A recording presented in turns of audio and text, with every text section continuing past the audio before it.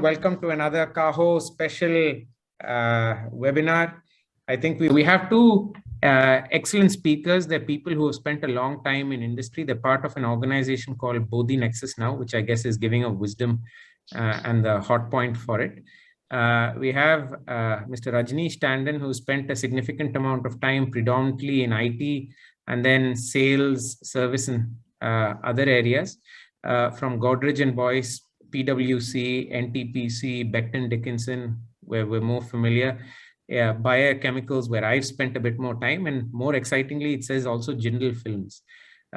Exposed to many different things from the world of IoT, innovation, e-commerce, CRM, to now what is the flavor of times, which is artificial intelligence, but has also done work in various odd aspects like adaptive technologies. We also have with us Mr. Niju, and Niju has spent time from the worlds of Madura Coats. For those who don't know, it's one of the predominant brands in garments in India. Kodak, which was a very famous brand. For those who don't know, once upon a time, it's still relatively famous, but perhaps not as famed as it would be. Might make a re-emergence in innovation shortly because Kodak happens to own some very interesting assets. Baxter, one of the top pharma companies in the world, Barista Coffee, which kept many of us younger people happy pre-Starbucks and pre-Cafe Coffee Day, and also Becton Dickinson, which is where I assume the two of them came to know each other. And I think that's the context around which we're going to talk about, which is change management. How do we deal with it when the world is changing and the people around us have changing expectations and guides? So I think with no further ado, Rajneesh, Niju, the floor is yours. Thank you, Mr. Mehta, and thank you, Dr. Agarwal, for giving us this opportunity and talk about change a bit. Rajneesh? Yeah. So, when you talk about change, one particular quote from Leo Tolstoy comes to my mind. When we think of changing the world, right now there is a discussion on climate change, and you will see that, nobody is owning up anything. It is just something that you want somebody else to do, and you should enjoy the benefits. That's normally the case, and everybody now sits and thinks about how change should happen and all that, but nobody is actually stepping up saying that what is to be done. This is a particular cartoon which actually hits one very hard, saying that everybody sits and says we want change, we want government to do this, we want organizations to do this, I wish my company or my hospital does this, so everybody says we want this change, everybody wishes such change to happen. Now when the question comes, are you willing to change, then obviously people are looking here and there saying that I want things to change, situation to change, processes to change, but who is going to change? No. And the worst still is, if somebody wants to, saying that, can you lead this? Then there's nobody, right? Everybody wants everybody else to change. Everybody wants things to change. But who is going to lead this? Nobody steps up. So that's where one of the first things that we talk about in any change is that, what are you going to do about it, right? So that's the thing that we want to start with. I now hand over to Rajneesh, and we will talk about interesting healthcare, hospital anecdotes in between. And I wish and also encourage our panelists to bring in some of their observations and anecdotes as we go along. So it's going to be a very interactive session. It is not going to be a monologue. We will stop and give you pauses so that you can all add value and relate to the experiences that you have faced. Okay. With that, Rajneesh. Thank you, Niju, and good afternoon all. We are living in a very exciting times, and as per an Intel study, so we are in a very exciting time, and as per an Intel study, the changes which happened in the last 10,000 years were equal to the changes which happened in 19th century. So for 10,000 years, nothing much happened till the industrialization and electricity, electronics took place, and in 100 years, we made a lot of progress. But hold, the last 20 years of changes all are almost same as what we experienced in last 100 years. So 20 years back, there was no Google, right? And now, if you're a doctor, if you see a patient, he is already Googled. And I saw a very funny note written outside a doctor's cabin that I know you have already consulted Google. If you want a second opinion, please try yahoo.com. So we live in an era, where this has become a part of parcel of our life. But next 6 years, we are going to experience changes which has happened in last 20 years.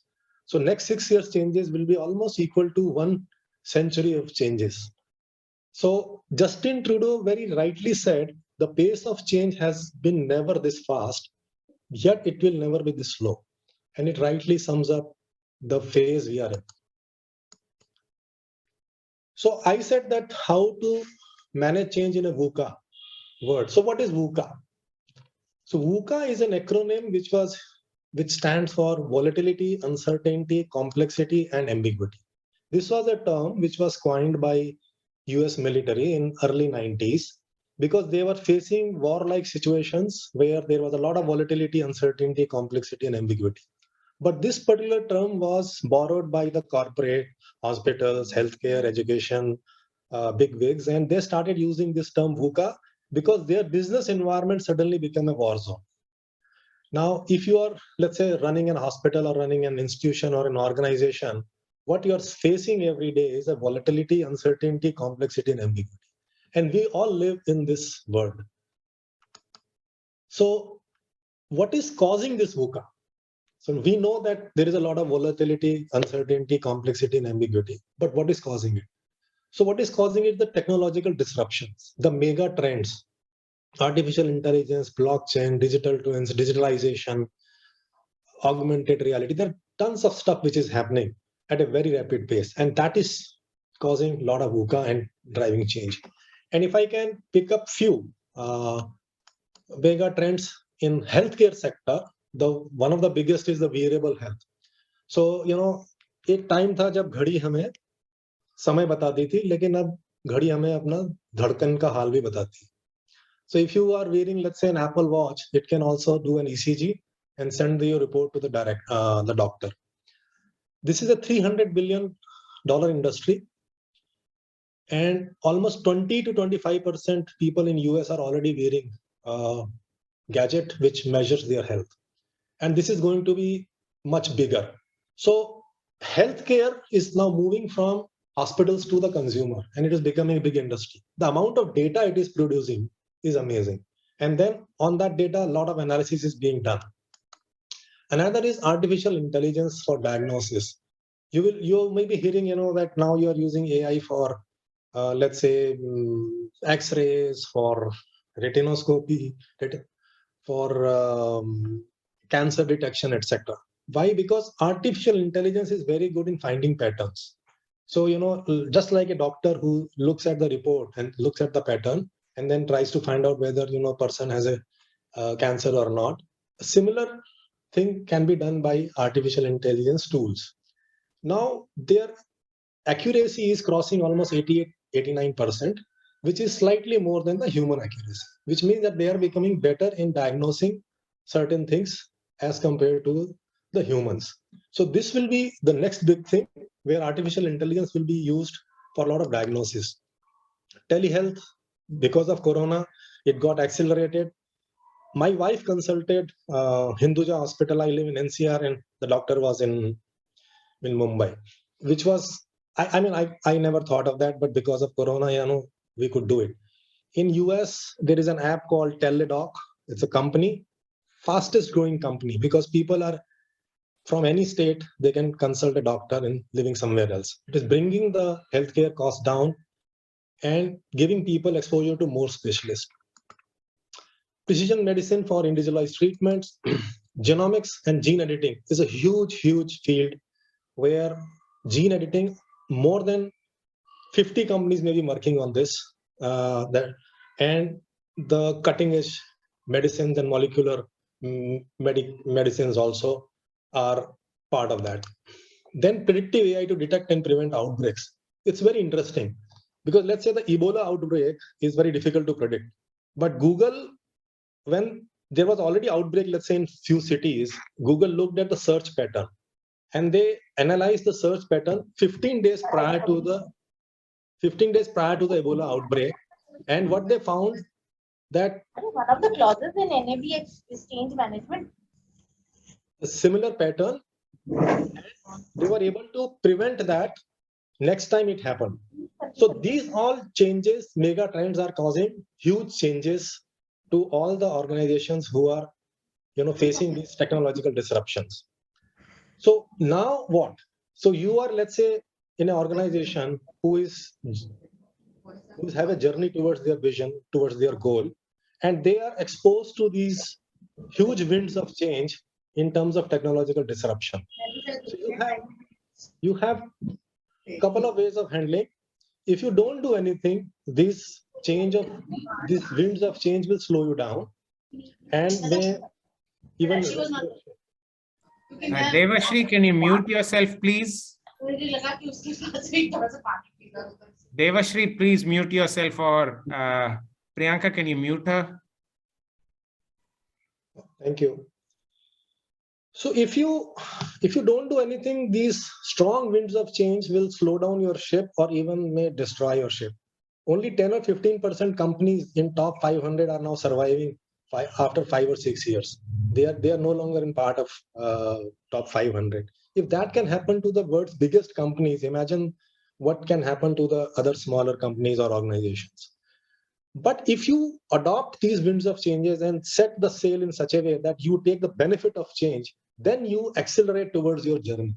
And what are those changes? You can digitalize, you can use AI, you can use the latest technology and make your organization move much faster.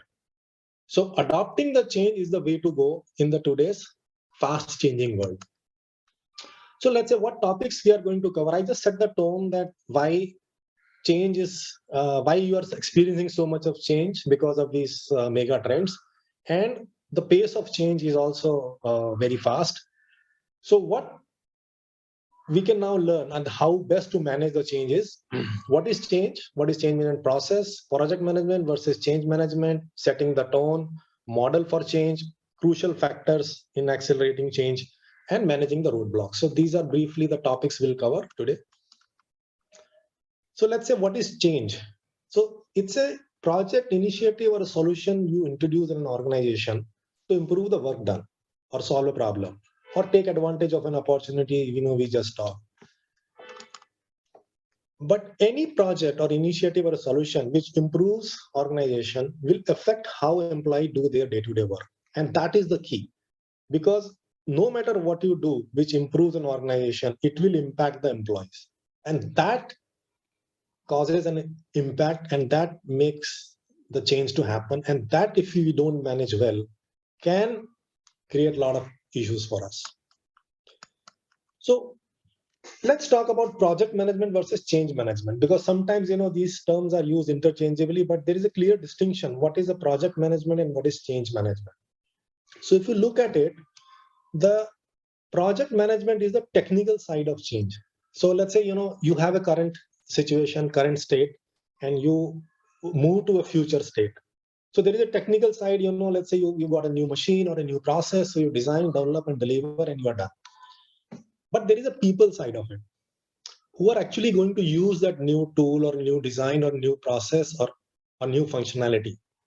And the people side, when you manage, that's called change management.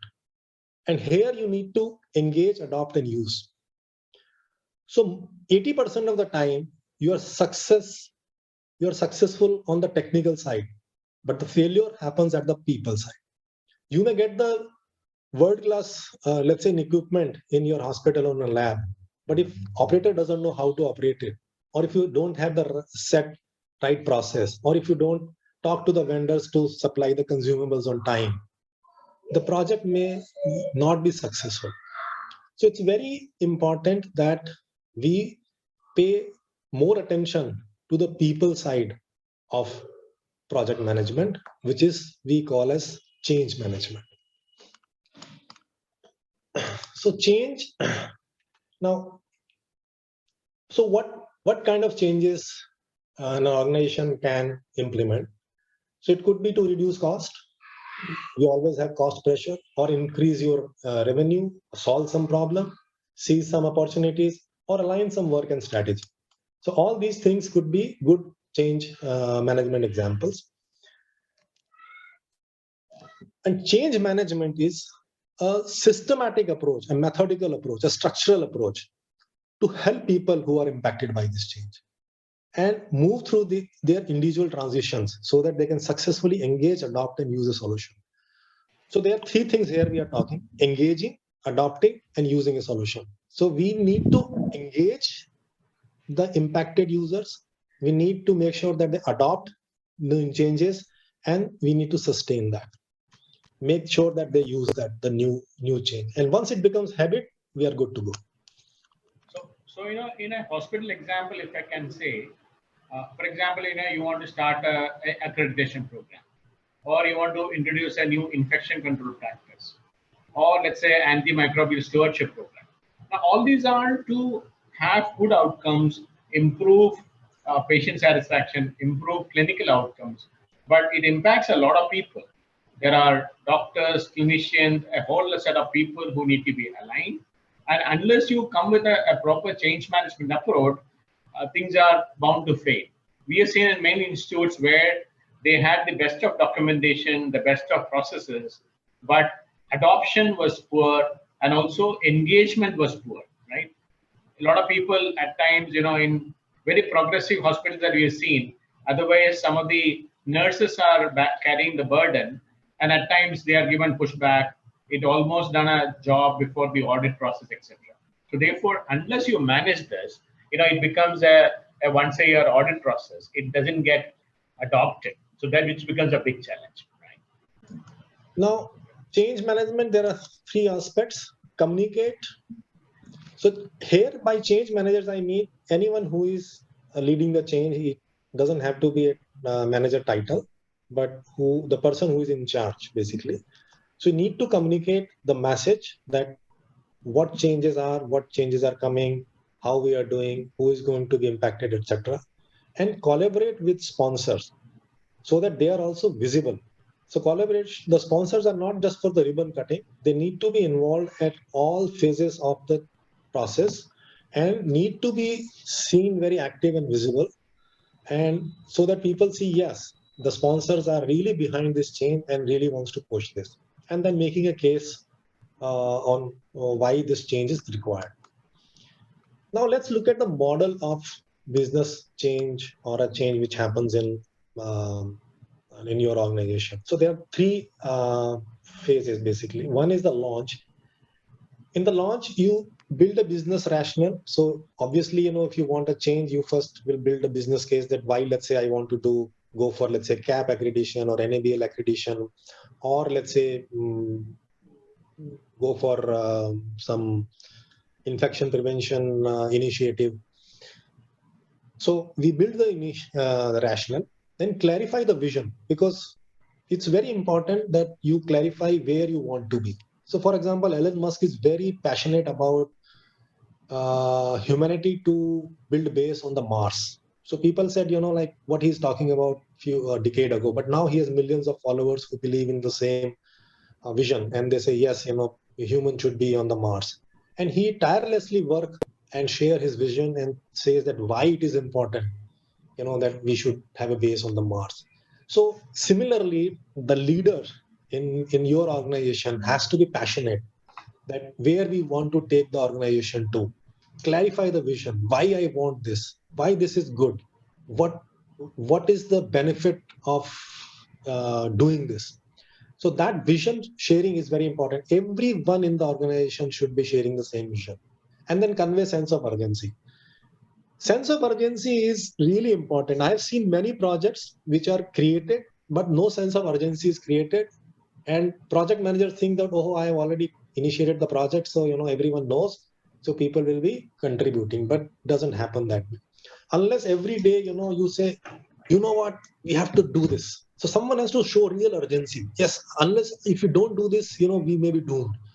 Or you meet, let's say, the team or employee on the corridor or at the canteen or the elevator or maybe after office hours, you utter one sentence, guys, we got to do this.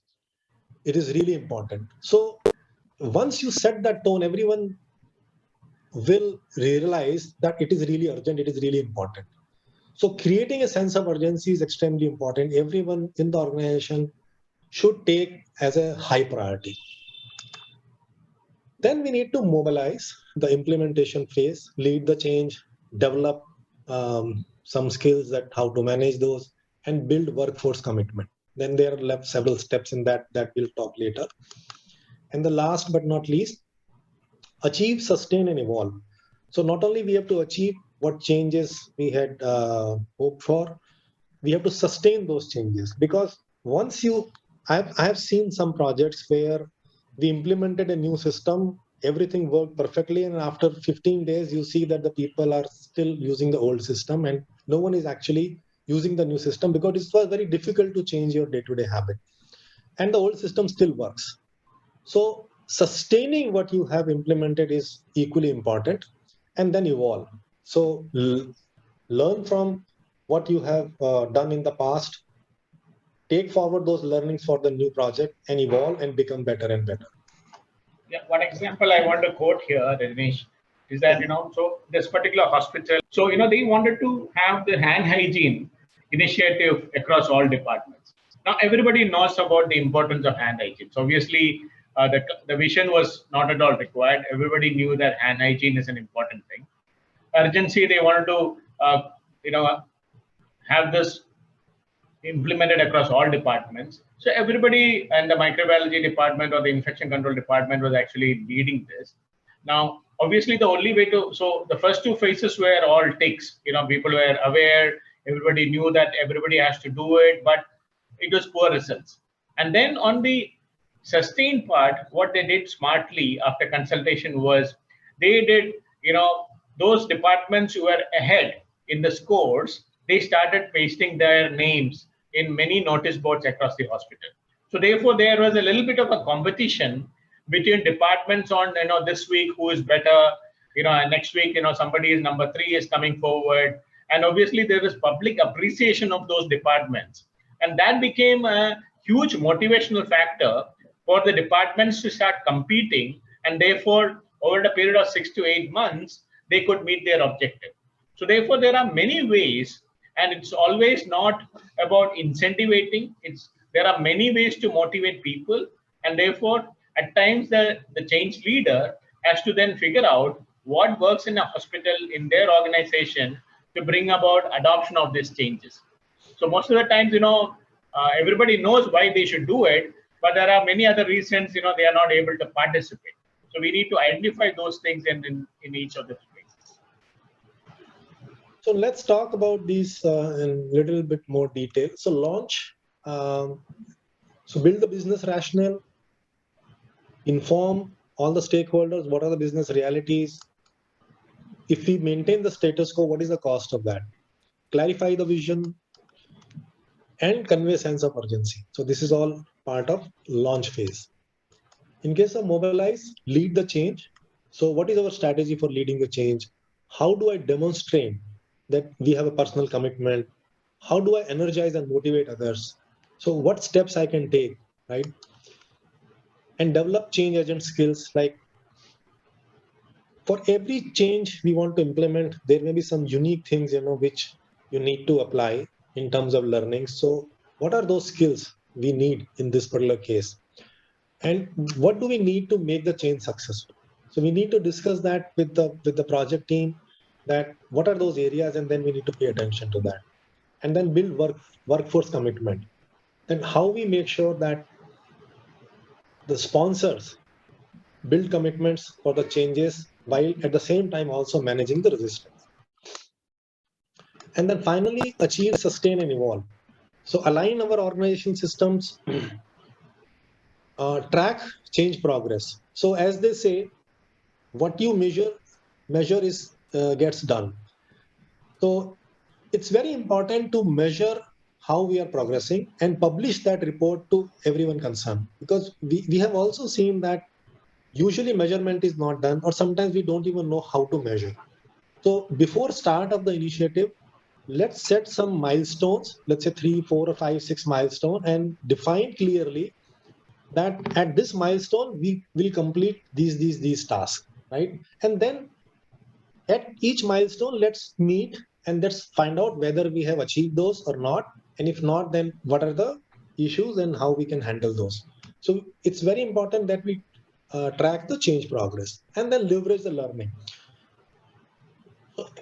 After the finish of project, we have to celebrate, very important, but we also need to spend some time, maybe a couple of hours, and just note down the learnings, what worked, what didn't work, and then transfer and replicate those learnings to the new project. And you will see that over a period of time, you become really expert in managing initiatives because you have a lot of learnings from the past.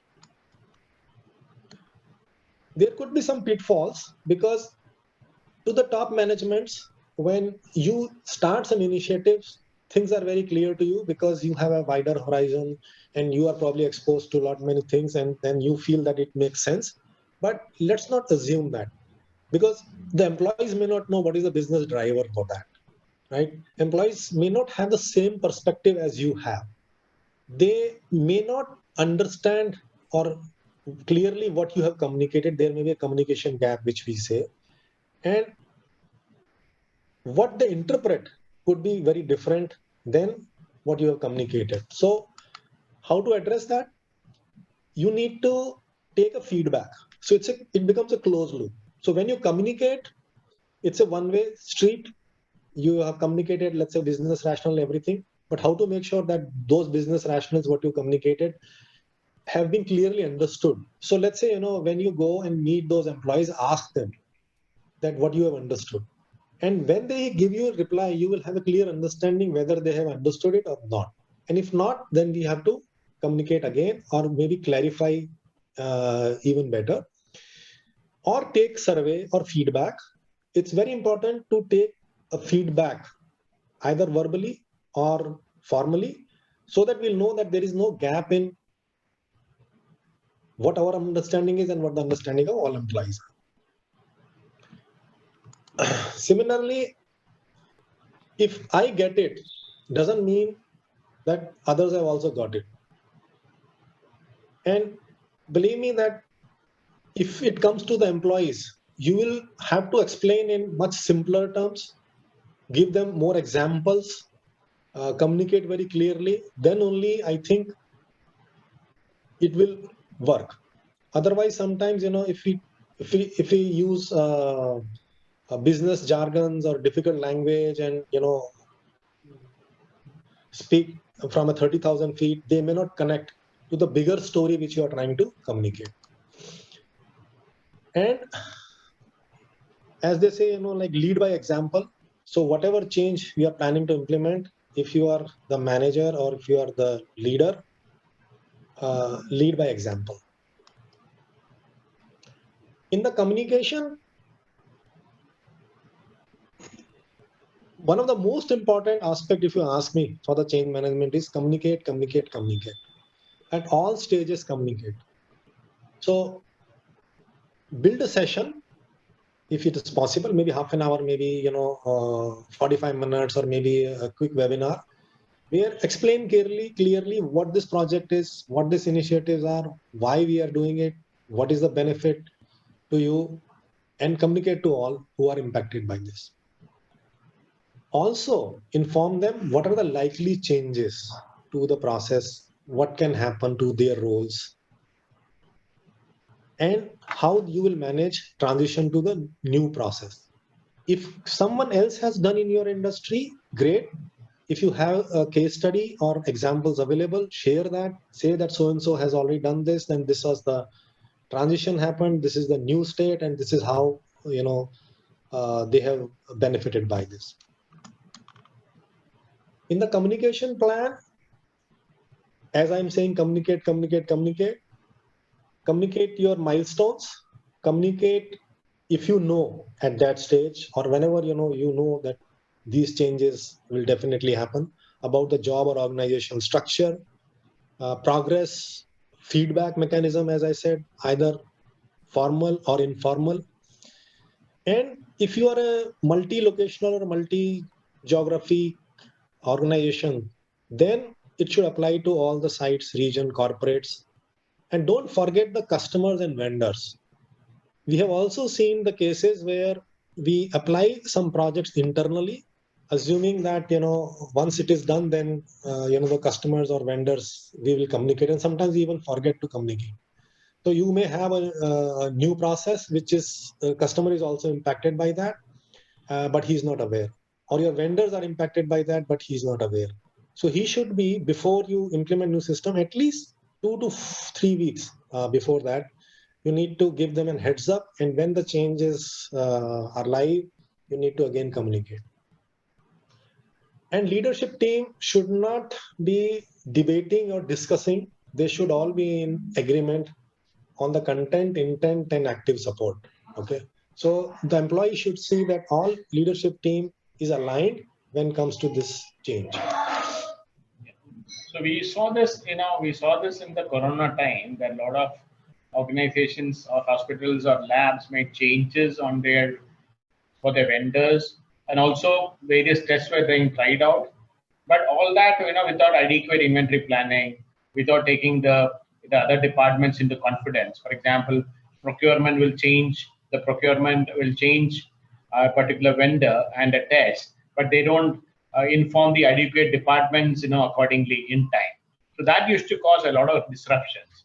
Example, during the Corona testing time, the government mandated that a certain within certain time, the reports or the results have to be uploaded into ICMR portal. And, so the moment the test comes, the hospital is now racing against time to upload the portal, but some of the consumables are not available. So these are important instances where the departments should be talking to each other before any change is implemented. They should also identify who are the affected parties, take their feedback, and therefore, go and implement. Most of the times, change gets implemented in one department and other departments are chasing their tail in terms of how to get this done. In an IT systems also, we see where adequate feedback is not taken from every department, user interfaces are not done, and an AMR or an EMR is then introduced. So those are challenges then, and double the work is then required to streamline. Yeah, thanks, Niju. We typically suggest a half-day workshop before change is actually implemented, because by that time you also have a clarity that what new process will look like. And in this, we should communicate that who all will be impacted, what will be the new roles and responsibilities, how the new process will look like, and give trainings if it is required, and let managers also communicate to their respective teams. So process change workshops of, let's say, half day or 2 hours at least are really very helpful before the changes are implemented. So after this workshop, the people will absorb what changes are coming. They will go back and then conduct a follow-up session, because now they will be more mature and probably they will be more aware and more knowledgeable of what is coming, and they may ask you more questions. And that is a good sign. When you see that a lot of questions are coming, it means that people are absorbing all the things and clarifying the doubts they have. So the more queries you are able to answer, it just makes sure that you will have a sustainable process going forward. You need to make sure that you have the right policies. So, okay, so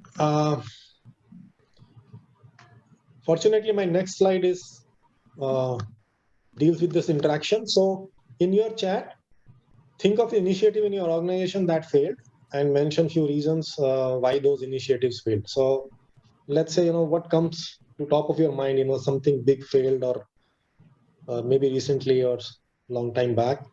You have 1 minute, just type in the box what initiative failed. You need not mention your organization, but say that why those initiatives failed. I think, the first one came from Mr. Mehta on low-hanging fruits. This is so important. For example, how many of we all, when December, by last 2 weeks of December, a lot of people will start talking about or thinking about what should be my New Year resolution. So I just want to talk about that example. To the participants, how many of you make New Year resolutions? I think, the first one came from Mr. Mehta on low-hanging fruits. This is so important. For example, how many of we all, when December, by last 2 weeks of December, a lot of people will start talking about or thinking about what should be my New Year resolution. So I just want to talk about that example. To the participants, how many of you make New Year resolutions?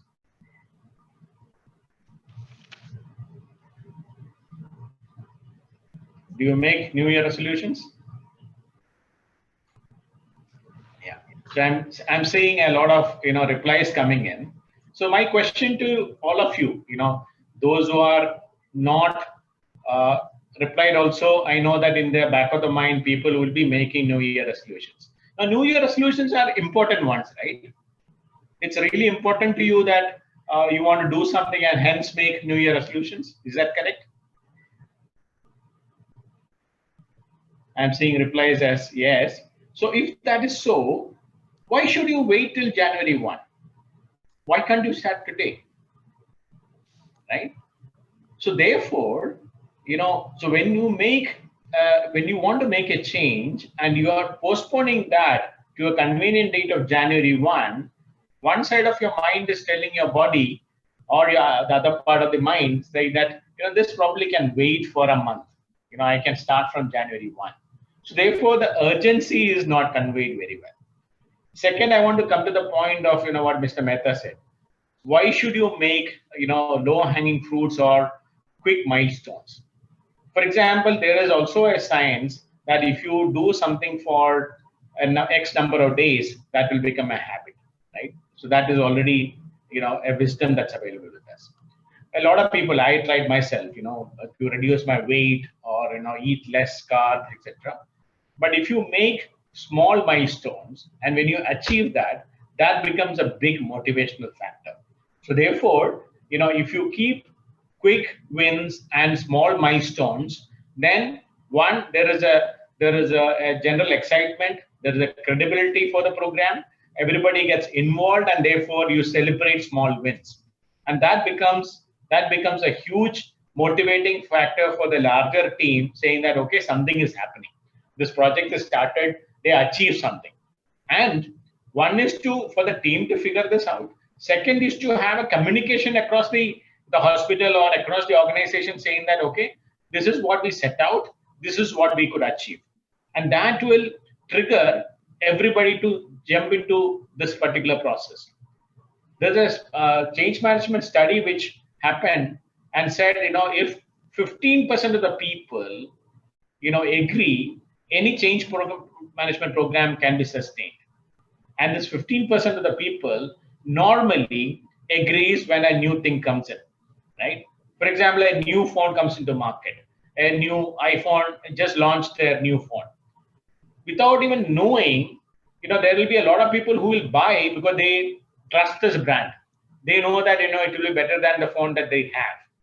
So likewise, when the leadership, when the chairman of the hospital or the head of the department talks about a particular change management procedure, there will be a small percentage of the people who will believe that person and say, okay, this I will do because I trust that person. Therefore, I know that it will be good for the hospital and for me, right?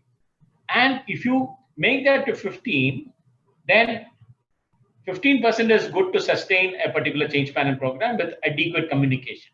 So therefore, so that's one of the replies that I had.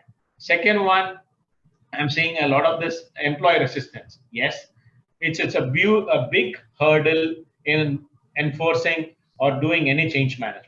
The only way to do that is engage. Just because a leader says that I have to do this doesn't mean that everybody will do, right? Everybody will not do that just because the leader says. They'll say, why should I do? What's in it for me? Right? So therefore, it is important that you have to engage employees on an individual basis. people tend to do things if their supervisor tells them to do, right?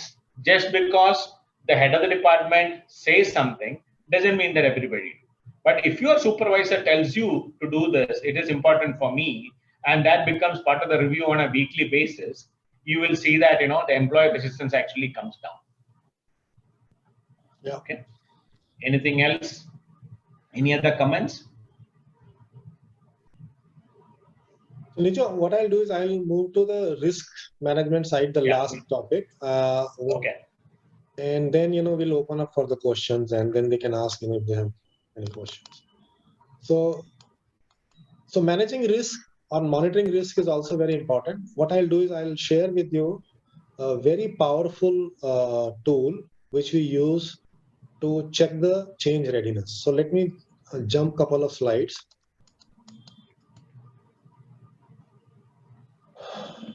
So essentially, there are 8 areas which you need to monitor. One is value proposition, that is a business case, your vision focus, what is the migration plan you have, whether your sponsors are active or not, do they really support the project, whether training has been provided or not, is there any resistance to the implementation. I saw some question where people said that there is some resistance, organization infrastructure, whether it is ready or not, and are there competing initiatives, are there like 4 or 5 projects running at the same time and people don't have enough bandwidth. These 8 areas you need to track for the risk, and in the 4 management layers or 3 depending on the size of your organization. One is the executive, the top management. Second is middle management, or if you don't have a middle management, then you can club these 2, the employees and the project team which is implementing, and evaluate them on the basis of are they really ready for change, or there is a potential concern, or it is a real obstacle. And then make this wheel, and then it will give you a good idea where you are. It may take you a couple of hours to do this exercise, but this will give you a good grasp, because there are so many areas you need to simultaneously work on. So this risk wheel is an excellent tool to manage your risk while your initiative changes. With that, I'll open up for questions and answers session. A lot of folks, especially in healthcare and the clinician and nurse community, have kind of like gotten a little bit scared of technology. Will AI replace my jobs? Will robots replace the basics of care? Most of us who spend time in the industry kind of like clearly understand it will make their life easier, because there's no way you can substitute the human touch of a nurse or a human touch of a doctor, the calm guardian-like model of protecting a customer that you've kind of like invested or who has invested a fair bit of their life talking to you about their deepest, most vulnerable problems, which is what a doctor typically represents. So when you come to change, a lot of us take the risk of negative change to stop us from changing for the better. I kind of like know something about, let's say, Practo. I'm worried about Practo taking away part of my direct business, them having access to my data. So therefore, I freeze rather than do something. Are there any tools that you've come across that move a person up that freeze, flight, fight kind of model of a response to change? See, people freeze when they are not certain, what the to-be situation or the new situation will look like. So it's the fear of unknown. And the best you can do is, if you have a prototype, or if you can let a person share or imagine the new state, give them some example, or maybe, a small prototype, or if they can experience, then only, you will be able to mitigate the freeze part which you are saying. So methodology also, the project implementation methodology also has changed. You might have heard this term called agile. So what used to happen is that, earlier you have one project and then, finish after, let's say, 3 months, but not any longer. What you do is that you build, you test, you let user try it, and then again build and then test. So it's an iterative process. And the reason for iteration is that the more user gets familiar with the new system or new process or new term or new methodology or new way of doing things, he will be more comfortable. So try to expose him to the changes as early as you can in your change cycle. And once the person becomes familiar with the new situation, he will be less resistance to the change. So, Mr. Mehta, other thing that you spoke was, doctors are generally wary of any new introductions of technology. Yes, it was true, but before COVID. Post-COVID, because healthcare as well as education were least receptive to, technology interventions as industries.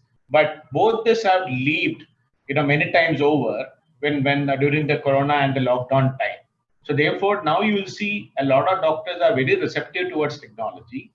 Earlier, they were not. Even when sales reps comes calling, they are very happy to see a demo on a tab or if they can share the videos earlier. But earlier, they would want people to come, in person to sit and tell. So therefore, things are changing. Probably it will take little more time. And what the doctors should ideally be thinking about using technology will give them more time with patients if that is what they want. Because today, you have more patients per doctor, and therefore quality time cannot be spent, which can be done, if they start using technology, various ways.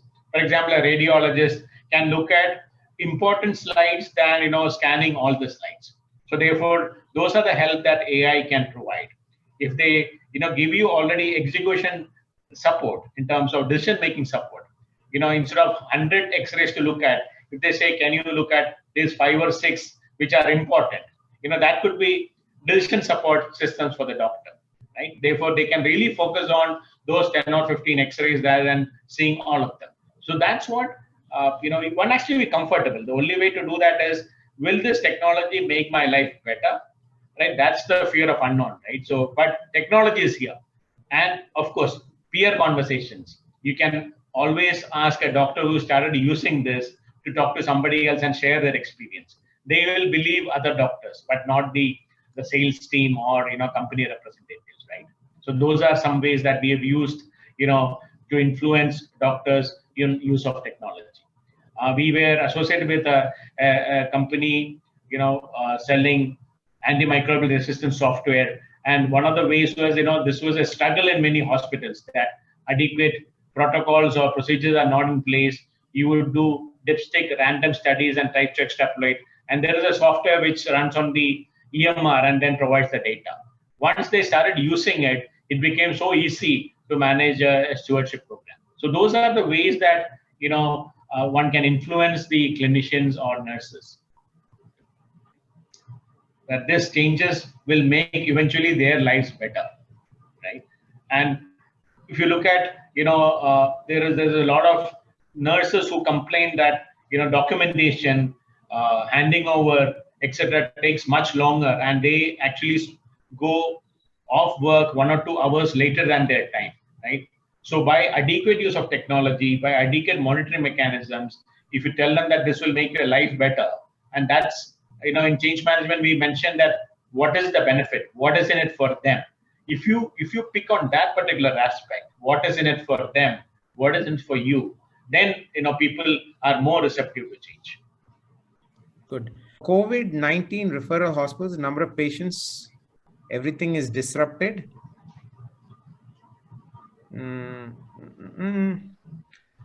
So how does the hospital management change its budget when a response to an external event, which in this case was COVID-19, to strengthen business continuity? Were there any tools, or was it, I think my 2 cents before I pass it on to the speakers is you actually had an external event that gave you the impetus or case for change. So you didn't have to give a vision for case of change because you were forced into it as a team or as a leadership team. So the question here is more around, are there any quick ways around in the middle of a storm, how do you reconstruct a plan that has change embedded into it? So, yeah, so this is a little detailed strategic question. So I can just refer without taking the name of a hospital. So there's this hospital in India which was converted into a 100% COVID hospital, which means that the elective surgery stopped. All the departments which are not related to COVID, there were only very few COVID-related departments, right? They were suddenly become, they were not underutilized. I don't want to use any other term. And the beds, if you look at COVID medication or hospitalization of COVID patients, it's actually a very little revenue that can be earned for the hospital. So it was a loss-making proposition for the hospital, right? From a profit-making venture during the COVID time, obviously it had to pay the employees, it had to pay the clinicians. So therefore, a host of strategic initiatives were rolled out. They look at their manpower resourcing, can the clinicians or the consultants be deployed elsewhere, and try to cut costs. But it doesn't happen overnight, right? Because eventually, when the COVID time is over, it will go back to the normal routines, right? So it's a stressful period for the top management. They also look a lot of cost reduction initiatives, like salaries were held back. I'm not saying salaries are not paid, salaries were held back. They reduced the number of vendors. They took extra cash from the vendors, saying that extend the payment period, etc. It's a stressful time for the management, but they pulled through. With the external factors, you have to be a little nimble and agile. But in hospital setting, you need to have X number of hospitals, and therefore the associated staff, etc. It's not easy to manage. But you always look at what are some of the specialties that can go in parallel, focus more on those specialties, right? And then let go of some specialties for some time. This was some of the steps done by this hospital.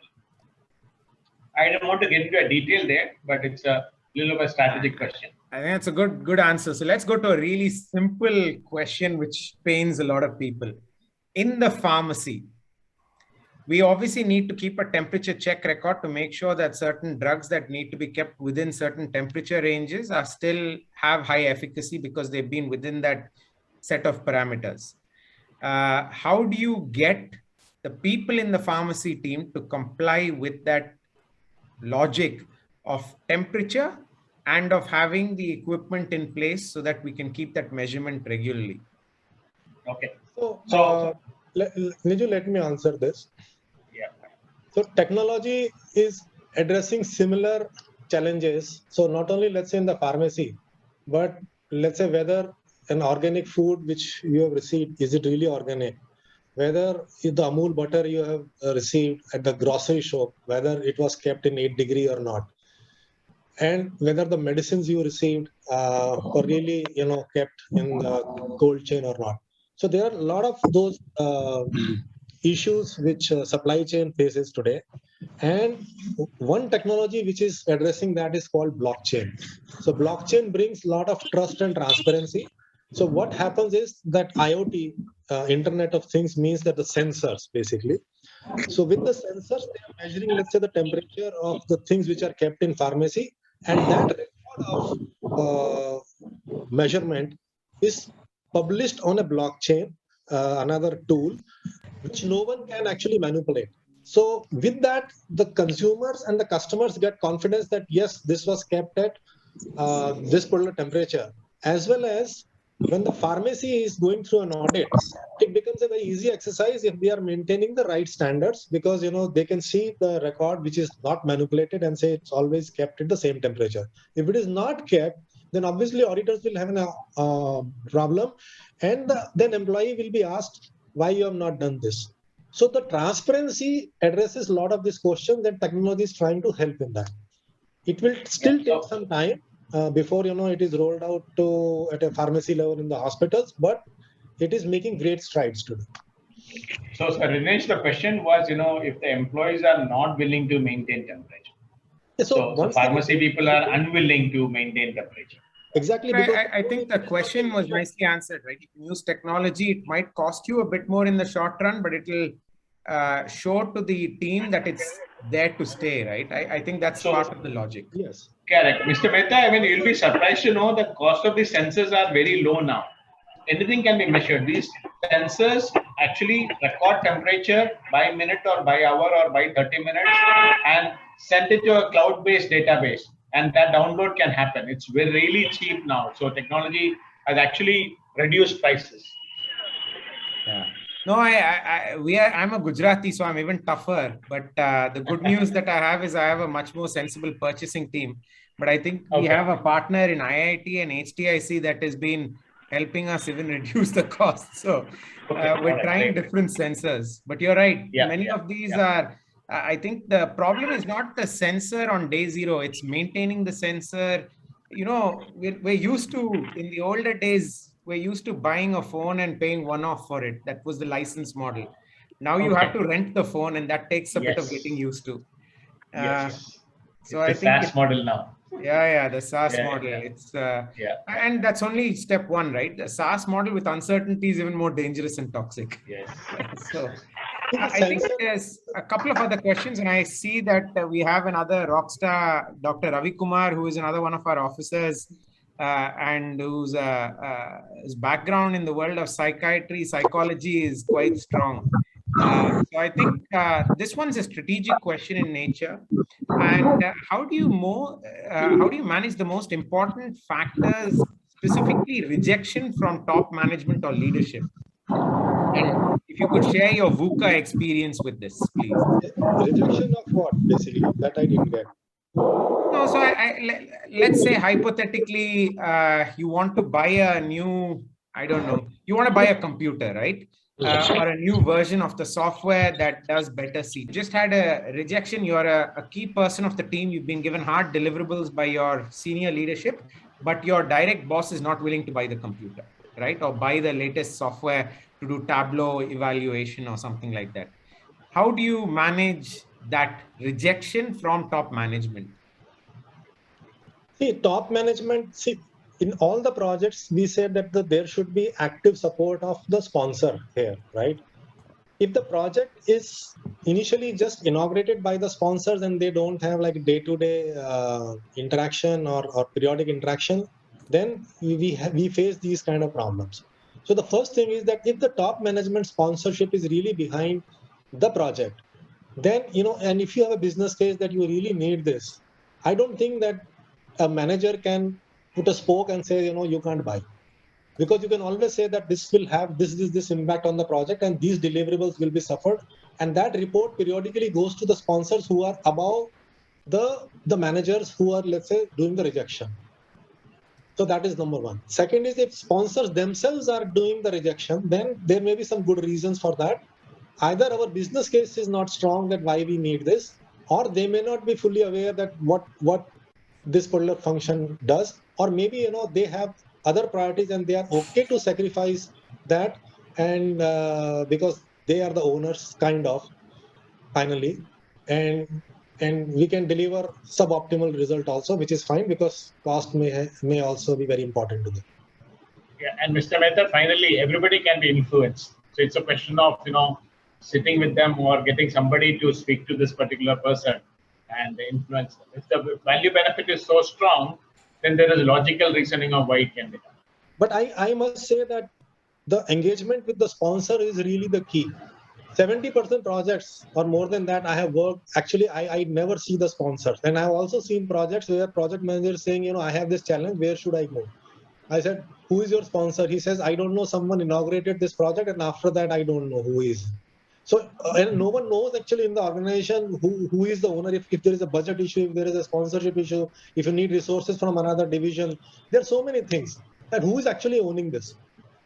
So if your project is not structured correctly, then we have all sort of problems. So top management or the sponsors who have the access to the resources should be fully behind your initiative. Don't start unless you have their blessings. No, I think that's a great perspective, because I always used to have, when I worked in post McKinsey life, I used to call it 3 strikes. If you were my boss, you got 3 strikes. By the 3rd strike, I'd go to your boss's boss and I'd give him a presentation to replace the boss. And I've actually replaced the boss twice. So bottom line, if the hospital or the owner or the lab or the diagnostic doesn't listen to you, go to another CAHO participant nearby that's perhaps, because if they're in CAHO, they think about quality, they think about improvement. And if worse comes to worst, please do move to Chennai and come and hang out with Dr. Mehta's hospitals. We'll always welcome guys who want to change. Real question by Dharmik, which is, you're in a 2-year-old hospital, you've got an old employee with an old mindset that does not want to change. Any strategy to cope with that difficulty other than find out who that person listens to, which was Niju's smart answer. Hello? Yeah, so I had replied that, each person can be influenced. You will have to You find just have out to that who find the that person lever listen and to. the person, right? That's basically the Yes. logic. Yes. So I like therefore, we'll consider yeah. offering a smile. That tends to work. That was also quite smart. I do like that. But I have a slightly different one. I think a lot of the older people want to make sure that their relevance to the ecosystem is strong. And therefore, when they resist change, perhaps the first step, and that's, I mean, I worked on drilling rigs in the North Sea and chemical plants, and I was the youngest person by about 30 years. Then when you're a consultant for McKinsey, everyone thinks that you're some high-paid, overpaid brat who has been brought in post-MBA to come and change the world of stuff that they already know. Two simple things that I have found when you work with older person. Step one is you always walk in the door and ask them for advice on something very specific. You show that you've listened to that advice by doing something about it. So in the next meeting, normally say, hey, I got a great idea from Robert or Mary or whoever it is here, Abita. And they actually helped me save X. So all of a sudden that person knows that they've got a channel to listen. They've got confidence in you a little bit more than they had yesterday. And that is step one before you can then get them to change, is you start going alongside them for a part of the journey before you nudge them into another way. I call that the oil tanker principle. You don't ever change an oil tanker overnight direction. You have to go a little bit of the journey and then shift it. So that also worked quite well. And worst comes to worst, try a different negotiation tactic style or influencing tactic style. There's a great book by Cialdini on different tactics that you can use. Hemant Rathore, how do you deal with the problem of when it's a new initiative in the hospital, we give training and some successfully, but for other people, they don't, I guess, listen or they don't follow on the instructions. And how do you help people correct their habit? Is it by cutting salary, notice, etc.? Doesn't work. I think you know the answer. I mean, the simple one is look at Hertzberger's two-factor theory. You have hygiene factors and you have motivating factors. For change, you always have to appeal to the motivating factor, not the hygiene factor. Hygiene is salary, status, all those things. Motivation factor is, do you give them more airtime? Do you give them benefits? Do you give them incentives? That tends to work. But I will pass it on to our two experts here. Maybe they have a better way. So I think you nailed it, Mr. Mehta. So positive incentivation or positive incentivation is the only thing which will work, because in a hospital who's already struggling with attrition of 20-25%, the nursing staff, cutting salary issue notice doesn't work, because after some time these stress doesn't appeal to them. It doesn't matter. So therefore, negative incentivation will not work. It has to be with positive strokes. Why they should show that benefit should be clear, very clear.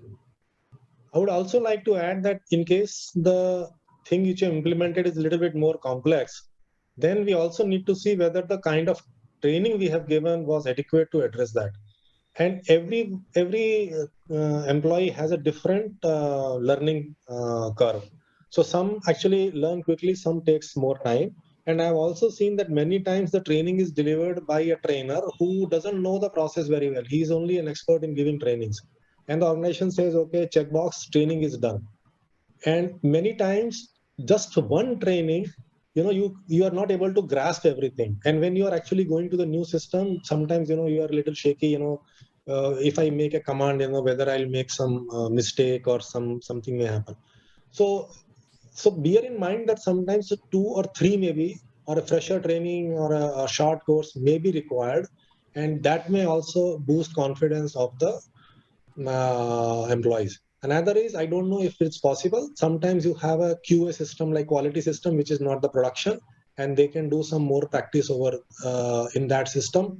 and that also helped them, hone their skills. It's called like simulators, and so those simulators also help if it's possible. That's a great suggestion. I think business simulators are completely underused thing. We've actually just launched it in a card game in Atlas Intelligence around team and company issues, but we've not tried it for hospital issues. So maybe that's worth considering. I think I actually attended a recent AHPI event which talked about how the manpower in healthcare is changing. And the bad news for a lot of us here is that we're moving from a world where supply was lower than demand to where supply will be greater than demand in terms of manpower. So you will have more nurses applying for the same jobs. You will have more doctors applying for the same jobs. And previously, the number of jobs were more than the number of applicants. But as you go forward, I think we will see a flip of that. And we're already seeing that in certain roles in healthcare and industries in healthcare. If you are looking for super specialists now, you still have a problem. But if you're looking for baseline specialists in a lot of areas in healthcare, you're actually got surplus folks in certain parts of the country. So I think that will, as the emergence of machines that help people become more efficient, people will have to change, or what do they say? You either change with the world or you will go extinct like the dinosaurs. I think there's a question by Mr. Subaraman, sorry. How do you take your colleagues into confidence about the intent of change? Involve them in the process, right? Of forming the right question. That's how McKinsey did it. Yeah, I think as we said, communicate, and communicate. So I'm not sure. I think they are saying that before they implement the change, should they take them into confidence? Or maybe, they are concerned that the change they are going to implement will have an adverse impact on some employees.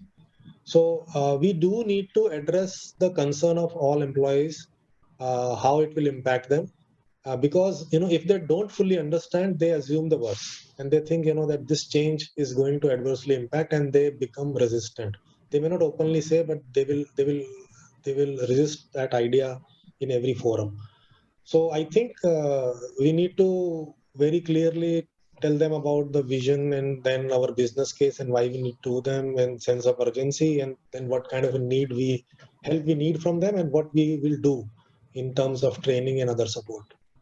And we need to also assure them that this will, at the end, will only benefit them, even if it may come at a cost of changes to way things being done today.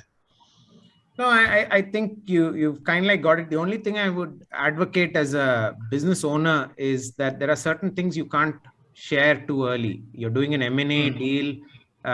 You're a publicly listed entity. You don't want to be talking to a few people in confidence when they're worried about other things. The other one is if there are major job cuts in the organization, or if somebody very popular is going to be asked to leave.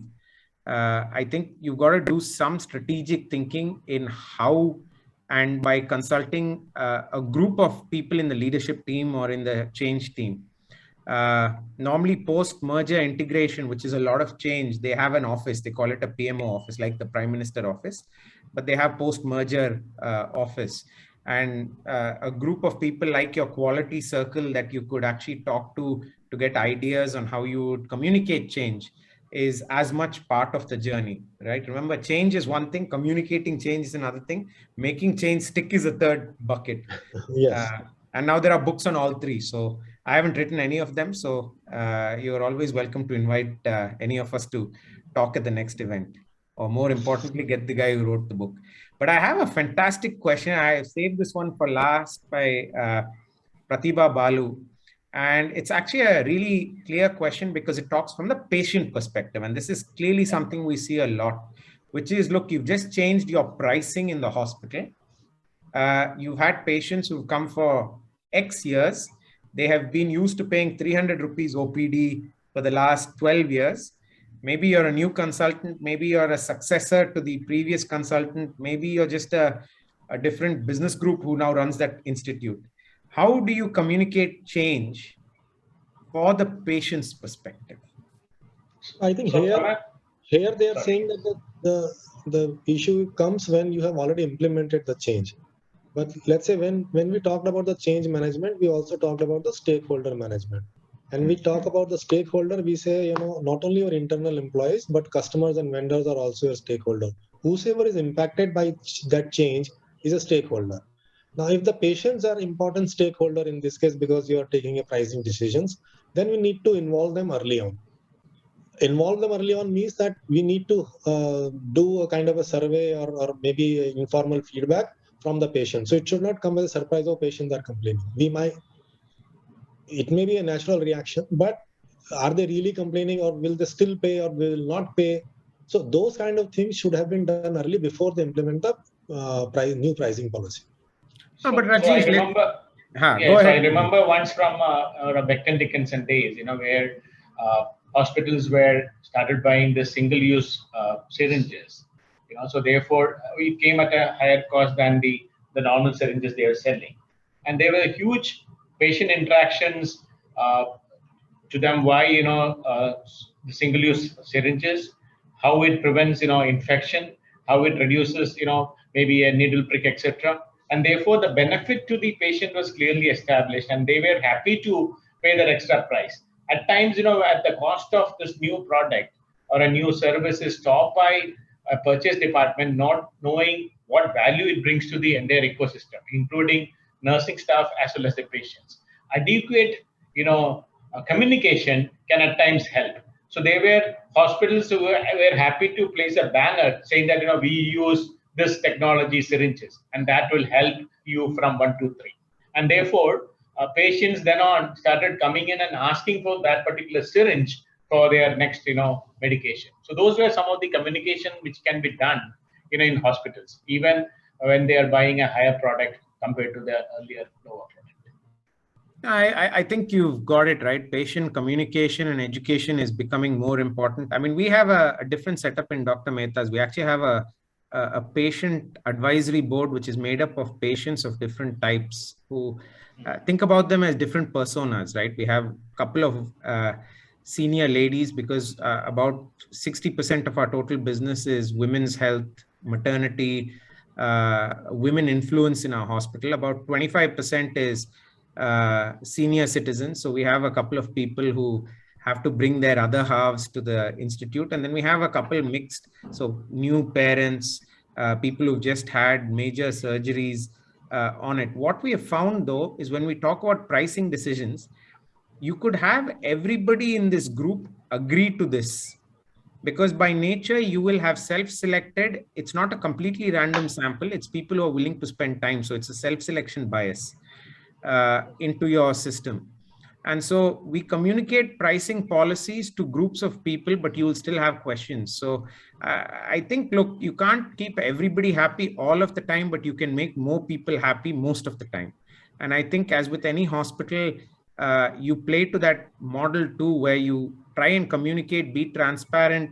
And if you communicate and leverage your customer goodwill, you tend to have fewer problems downstream. We still have people who refuse to pay certain bills because they think that they should be paying something 50 years ago, same price, when the doctor could spend 4 hours with them. The problem is that doctors sometimes may no longer be alive, but they still want to pay the same amount. Yeah, so I think you can't keep everybody happy, but I think this idea of patient education pre-ante is very good, and it will help you.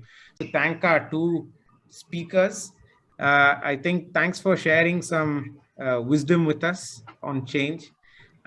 For any of you who are practitioners of change, if you're a quality manager of any form, change is part of our life. You have no choice. That is part A. Part B is the reality is change is not easy, and different types of change will need you to have different influencing models.